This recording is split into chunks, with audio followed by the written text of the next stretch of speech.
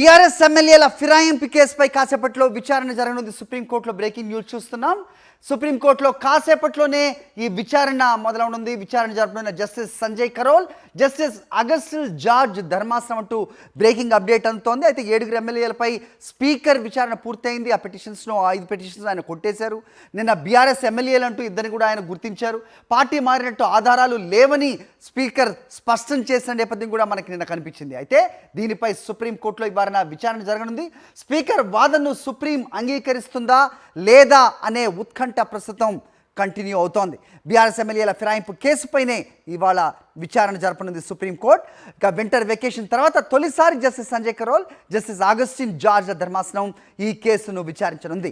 ఆరోపణలు ఎదుర్కొంటున్న 7 ఎమ్మెల్యేలకు ఇప్పటికే స్పీకర్ గడ్డం ప్రసాద్ కుమార్ క్లీన్ చిట్ ఇచ్చారు. వారు పార్టీ మారినట్లు ఆధారాలు లేవని ప్రకటించారు. ఈ విషయంలో స్పీకర్ వాదన సుప్రీంకోర్టు అంగీకరిస్తుందా లేదా అనేది పూర్తి స్థాయి విచారణకు ఆదేశిస్తుందా అనేది ఉత్కంఠ రేపుతోంది. ఒకవేళ స్పీకర్ నిర్ణయాన్ని న్యాయస్థానం సమర్థిస్తే ఆరోపణలు ఎదుర్కొంటున్న ఎమ్మెల్యేలు గట్టెక్కినట్టే. అలా కాదని ధర్మాసనం మరేదైనా నిర్ణయం తీసుకుంటే 10 ఎమ్మెల్యేలతో పాటుగా కాంగ్రెస్ ప్రభుత్వానికి ఇబ్బందిగా మారే అవకాశం ఉందని చర్చ సాగుతోంది.